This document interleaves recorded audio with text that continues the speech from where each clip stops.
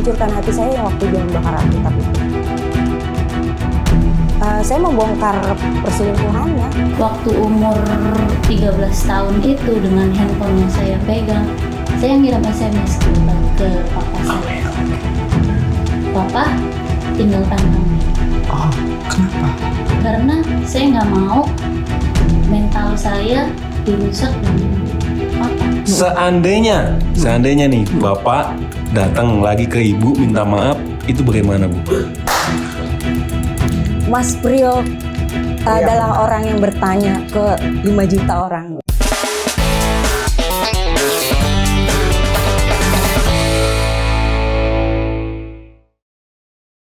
Bagaimana nasib seorang wanita yang mengalami KDRT dan diselingkuhi lebih dari 10 tahun pernikahan?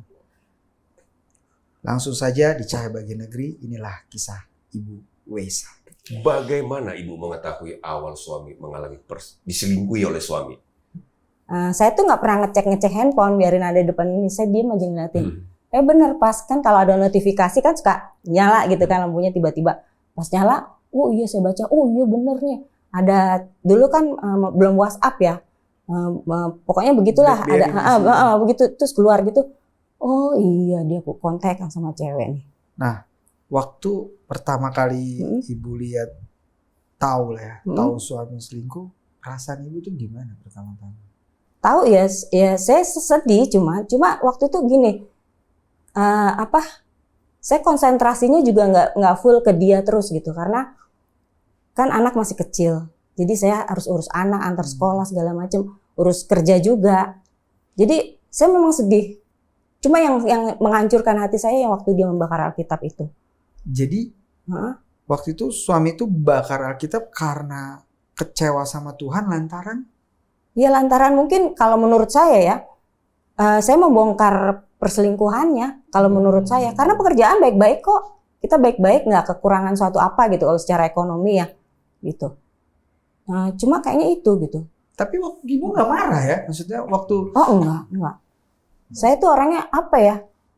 Kalau nggak dipancing banget saya nggak bakalan ini, saya cek aja gitu. Dia pergi ikut dengan saudara-saudaranya, terus pas kembali itu dia bilang, oh ini temanku ngajakin bisnis katanya, cewek. Nah mulai dari situ. Nah Ibu nggak nyusul pas itu? Pernah, karena dia mulai saya telepon nggak mau jawab apa segala macam, kamu kontak bapakmu, saya bilang gitu. Bilang sama papa kita mau ke Surabaya. Minta alamat, saya bilang gitu.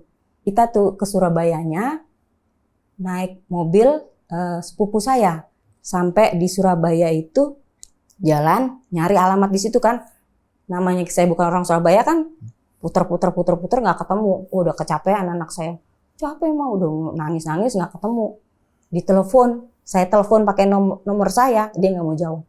Alamat yang dikasih, Ayu Ting Ting lagunya. Alamat palsu. Kesana kemari cari alamat. Iya. Nggak ketemu Bu ya? Nggak.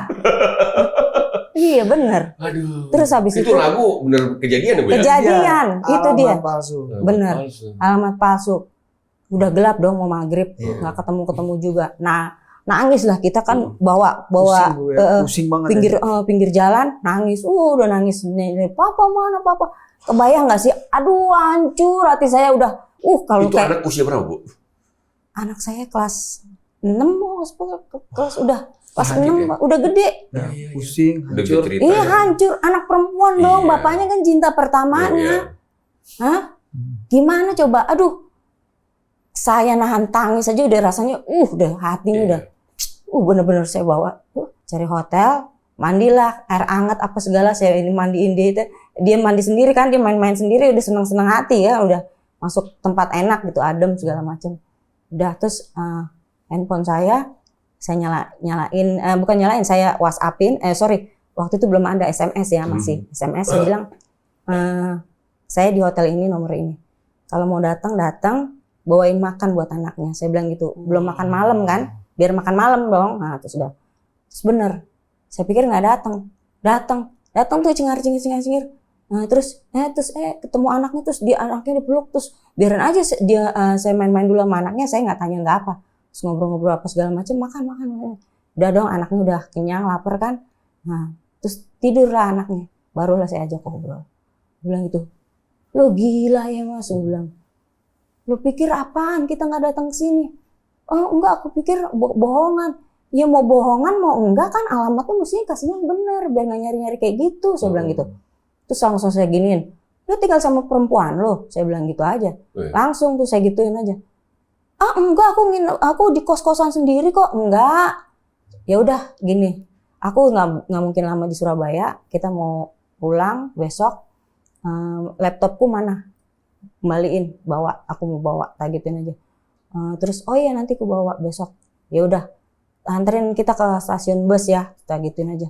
Oh iya, kok sebentar banget? Enggak, aku mau ke Tuban, ke rumah mama, keluarga kan di Tuban.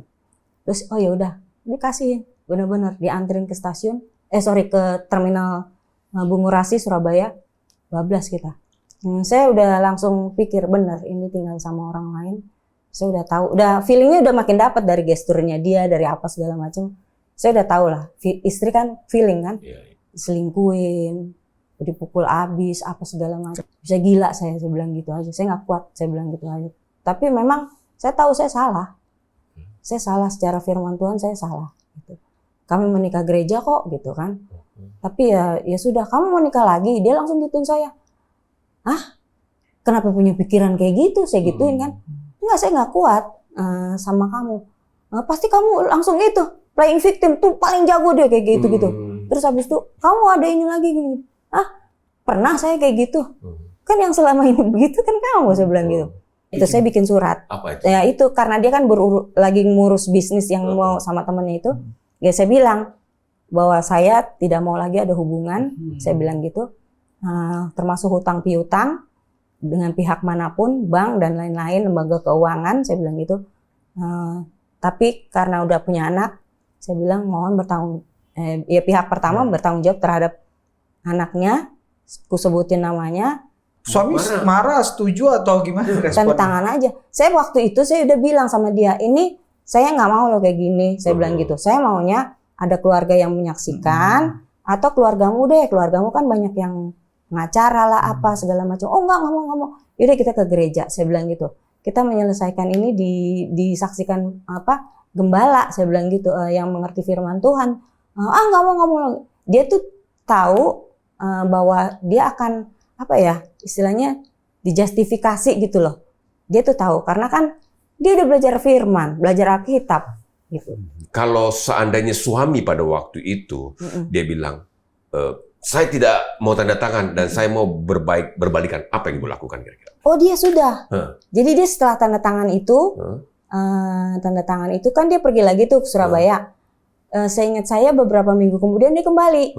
Nah kembali nangis-nangis datang seperti kalau dia habis bikin jahat sama saya gitu tuh nangis-nangis terus bilang aku mau balik aja. Oke, balik aku mau balik aja, kamu harus terima saya segala macam dia bilang gitu. Terus bilang gitu, emang ada masalah apa kamu sama dia? Saya tak gituin langsung, aku langsung kayak gitu. Kok tiba-tiba kayak gitu? Enggak, aku mau kembali. Terus bilang gitu, enggak, kembalinya dalam rangka apa nih? Taubat apa cuman saya kan orangnya cuek gitu kalau ngomong saya enak jidat gitu ya. Jadi saya tanya gitu terus bilang gitu.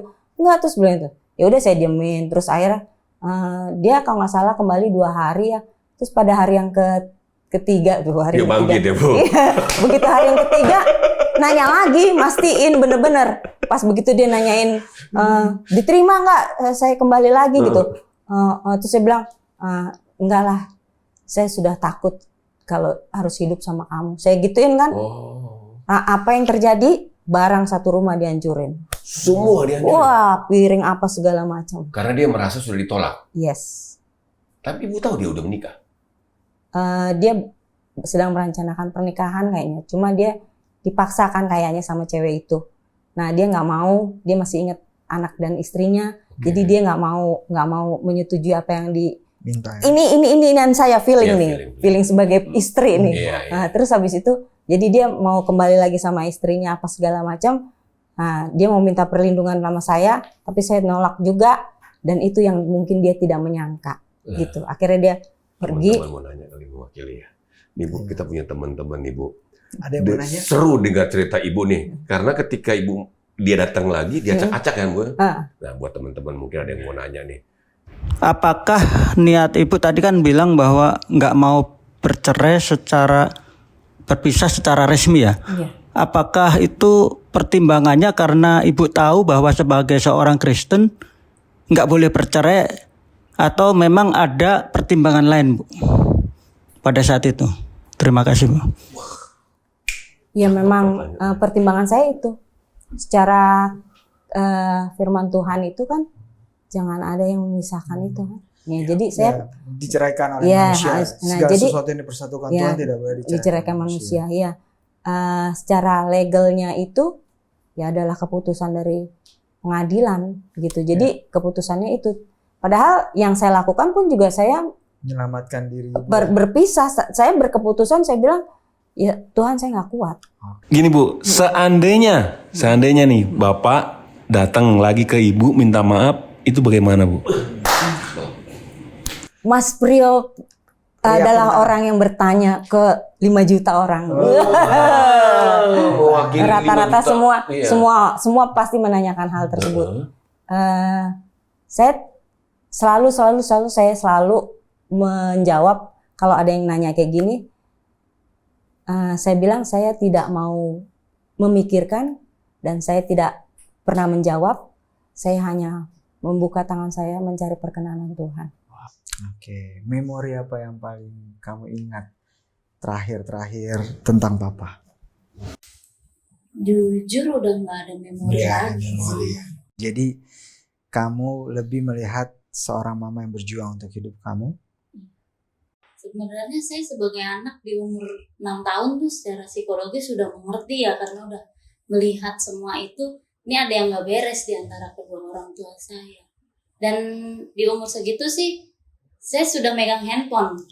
Udah megang handphone karena kan orang tua kerja, jadi untuk antar jemput apa biar ada komunikasi. Di waktu papa saya mulai selingkuh, mulai berhubungan dengan wanita, saya sebagai anak sudah merasakan ada sosok orang lain, tapi bukan ibu saya. Saya udah melihat mama saya itu sebenarnya udah sedih ya, udah depresi total gitu.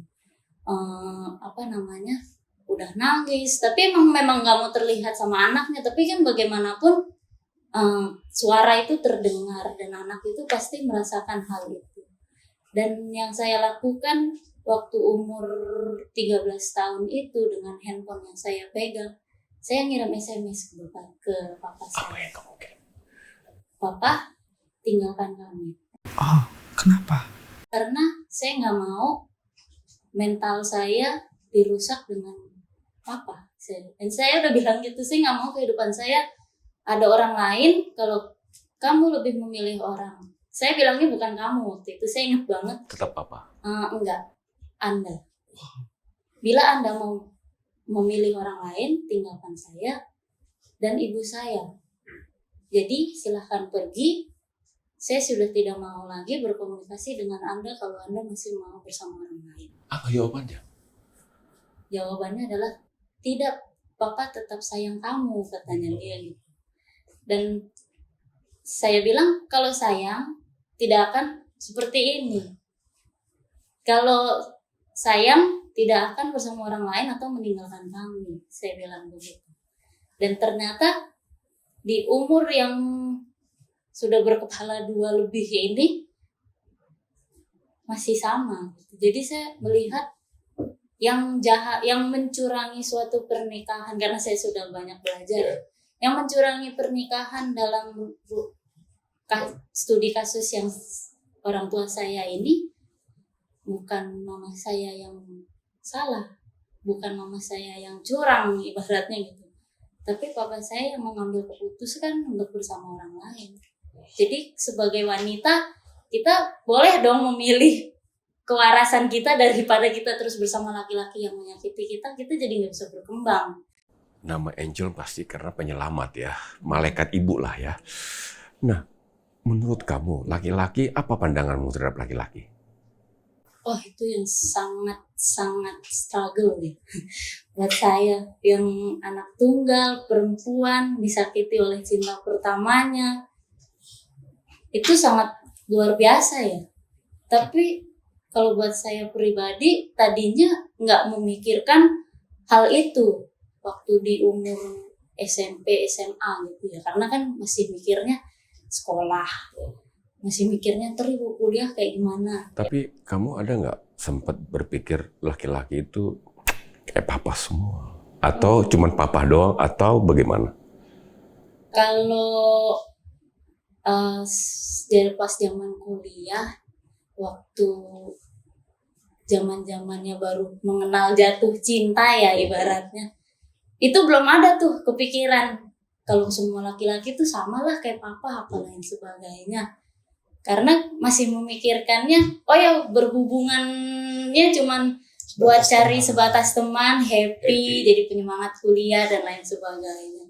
Tapi ketika menginjak di umur 24 tahun, yang benar-benar harus memilih sosok figur laki-laki yang dijadikan suami atau teman hidup, di situ saya langsung depres. Langsung gambar seperti apa yang saya harus cari gitu. Karena kan figur laki-laki yang saya dapat adalah laki-laki yang jelek gitu.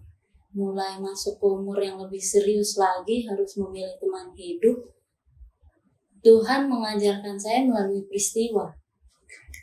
Sebenarnya ini peristiwa yang tidak menyenangkan buat saya, harus mengalami hal yang buruk. Tapi di situ Tuhan mengajarkan bahwa laki-laki yang benar-benar hidup di dalam Tuhan itu adalah yang terbaik. Haleluya. Artinya dia dapat pengertian itu yang penting. Kalau sudah dapat pengertian itu, yang lainnya beres. Sebelum dapat pengertian itu akan mempengaruhi cara pandang semuanya. Hebat kamu. Kamu akan melewati semua itu. Salut dengan ibu bagaimana bisa mendidik seorang anak. Angel bisa sampai saat ini. Sekarang kamu coba lihat mama kamu. Apa yang kamu pengen ucapin buat mama kamu? Kita sih karena ibu anak funky ya. Iya. Jadi kayak sisa aja gitu. Iya. Ya, kayak saya sering bilang, wah gacor memang. Karena memang sekeren itu gitu. Iya. Saya nggak, kalau ibu-ibu lain tuh kayak, oh anakku saya gitu. Oh kita nggak bisa sama sekali gitu. Jadi kayak emang udah, udahlah. Friendly ya. Udah, gitu, mama gue gacor. Gitu. Saya juga bilang begitu, emang keren dia gitu. Jadi kalau ngeliat sekarang, sudah sampai flashback terus sekarang lagi, mama emang orang tua paling bersabar, istri paling bersabar. Karena saya sendiri Nona Ambon kan bisa sesabar itu. Ada Nona Ambon sini. Bu, Iya.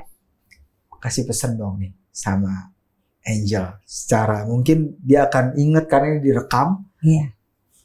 Kasih pesan dulu sama Angel. Apa yang paling ibu pengen kasih tahu sama Angel? Yang utama sih harus yang sudah lahir baru mengenal Tuhan Yesus secara benar, menerima Dia sebagai Tuhan dan Juru Selamat. Itu yang paling penting. Setelah itu dia tampan dan dia juga mapan. Dan membuat nyaman. Jangan susah lo gitu ya. Iya Ada dong. juga bikin nyaman. Apa tuh? Tadi kan tampan, mapan, dan nyaman. Artinya kehadirannya pun nyaman. Iya. Jangan. Soalnya gimana ya? Anak satu-satunya gitu kan. Nah. Iya, betul. Apa yang membuat ibu bisa mengampuni? Prosesnya dan seperti iya. apa? Prosesnya ya saya menerima diri saya dulu sendiri. Saya terima diri saya sendiri, ya terima kasih. Saya pada satu malam saya berdoa, saya terima kasih sama diri saya. Sejauh ini bisa terus kuat ngejalanin hidup. Apapun yang terjadi, baru saya lepasin gitu. Ampuni. Apapun yang dia sudah lakukan, semuanya. Semua satu-satu, baru hilang. Setelah itu, amin dalam nama Tuhan Yesus, hilang semuanya. Jadi diri saya dulu sendiri, saya harus mengasihi diri saya dulu sendiri, nggak mengasihani loh. Beda loh mengasihani sama mengasihi. Ibu kuat Ya, dulu ya. kuat dulu. Apa yang kamu mau katakan kepada papa? Ya, sehat-sehat. Udah sih.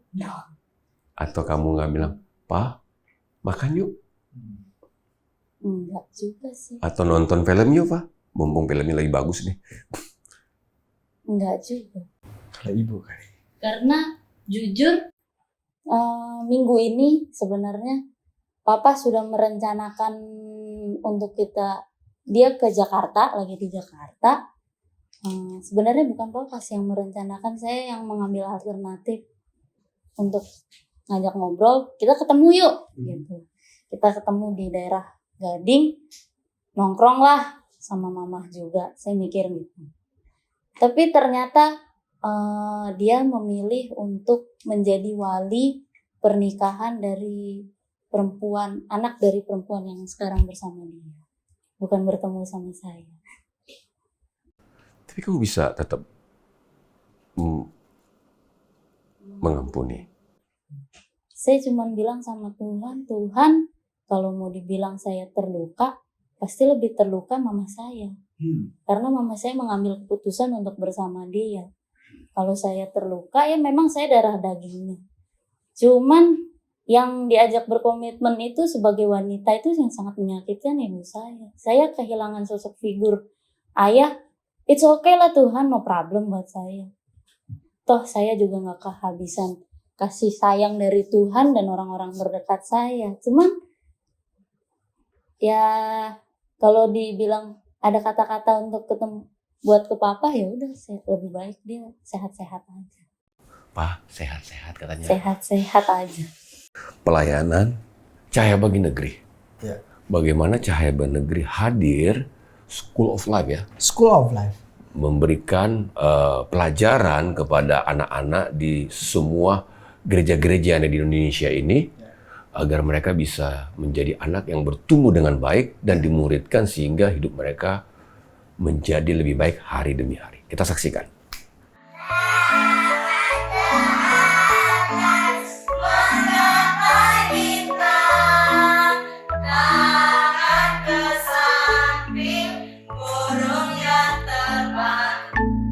Di Deli Serdang, Sumatera Utara, tepatnya di GPDI Kemurahan, di tempat ini, kasih Tuhan dirasakan dengan cara sederhana namun berdampak besar.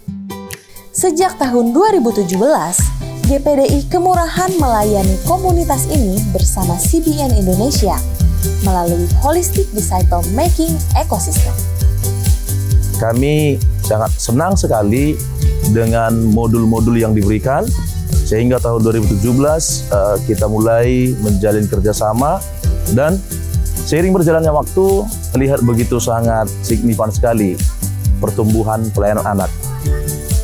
Di PAUD Super 5 Yoseba, setiap hari anak-anak belajar lebih dari sekedar angka dan huruf. Mereka merasakan cinta dan perhatian dari guru-guru di ruang kelas yang nyaman dengan alat belajar yang mendukung pertumbuhan mereka.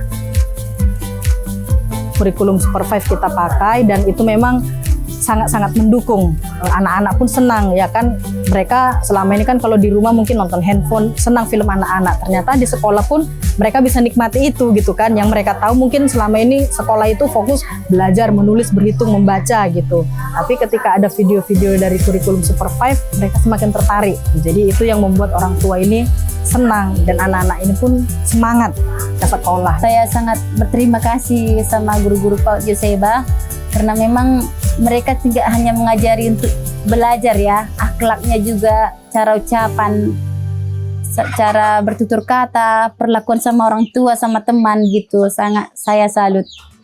Lewat sesi parenting, para orang tua mulai memahami bahwa mendidik anak bukan hanya tugas guru, melainkan perjalanan bersama. Mereka kini terlibat langsung, memperkuat hubungan keluarga dan menumbuhkan harapan baru. Untuk 77 anak yang rentan di komunitas ini, Sanggar Belajar School of Life adalah tempat aman di mana mereka bertumbuh secara akademis dan karakter. Di sini, anak-anak juga mengembangkan bakat seni mereka, menemukan jati diri, dan membangun kepercayaan diri. firman Tuhan tidak lagi sekedar cerita, tapi menjadi hidup dalam hati dan kehidupan sehari-hari mereka. Inilah yang kami sebut sebagai holistic disciple making ecosystem. Kami melihat tangan Tuhan bekerja, mengubahkan keluarga dalam komunitas gereja lokal secara mendalam dan menyeluruh. Mereka merasakan harapan baru, hidup yang lebih baik, dan kesejahteraan yang nyata. Karena dukungan Anda, komunitas di sini terus bertumbuh.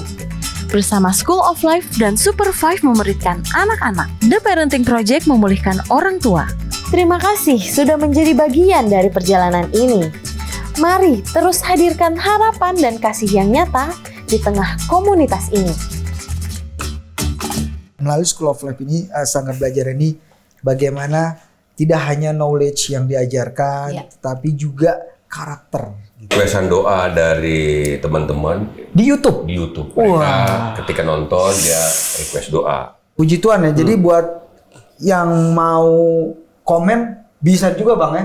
Di Dan YouTube didoakan. Minta didoakan juga bisa. Jadi bisa kita Ya, doakan. bisa doa. Nah, salah satunya nih, Edi ini minta didoakan supaya mendapatkan pekerjaan baru di PHK, Bu. Yang kedua apa? Ini datang dari Ed Sunarti Pakpahan. Tolong doakan adik saya namanya Better Pakpahan di Samarinda. Dia tidak bisa melunasi rumahnya. Oh, ini sabar Pakpahan juga kali temennya. Mungkin supaya dia bisa dikasih berkat ya untuk melunasi rumahnya. Mari kita bersatu dalam doa. Ada sahabat CBN yang memohon untuk didoakan. Kami berdoa untuk Bapak Edi yang baru saja di PHK. Oh Tuhan, berikan kasih sayang-Mu, belas kasih-Mu atas Bapak ini. Biar segera mendapatkan pekerjaan baru yang bisa membuatnya membina keluarga kembali. Amin. Mencukupi kebutuhan mereka. Kami percaya Tuhan, Roh Kudus-Mu akan ikut serta dalam keluarga ini. Sehingga Engkau bukakan tingkap-tingkap langit-Mu. Hamba-Mu berdoa juga untuk Better Pakpahan. Yes. Di Samarinda. Tuhan berkati, Tuhan tolong, biarlah segera pelunasan atas rumah yang ditempati bisa segera direalisasikan. Dan Tuhan yang menjamah keluarga ini dengan keperluannya yang lain, yang dari Tuhan saja. Terima kasih Tuhan Yesus, kami terus percaya di dalam nama-Mu, dalam kasih sayang-Mu yang luar biasa atas hidup kami. Di dalam nama Yesus, Juru Selamat kami berdoa dan bersyukur. Terima kasih. Amin. Amin. Anda boleh menghubungi layanan doa Cahaya Bagi Negeri. Ada nomor-nomor di bawah ini. Ya. Hubungi, ada teman-teman konselor yang siap selalu mendoakan Anda 24 jam. Apapun masalah Anda, percaya bersama Yesus kita bisa menyelesaikan semuanya. Dan juga kalian juga bisa seperti tadi, tinggalkan pesan di kolom komentar di Facebook, atau direct message ke Instagram, atau di pesan-pesan mana kalian tinggalkan, minta didoakan di situ, tulis. Dan jangan lupa untuk share konten ini kalau kalian merasa diberkati supaya semakin banyak orang. Ngeri, Bapak ini tatapannya tajam Bapak ya. Ya, terima kasih buat acara ini terus ditonton ya, sampai terakhir ini. Saya Charlie. Saya Remonski. Saya Angel. Saya Wesa. Tuhan Yesus memberkati.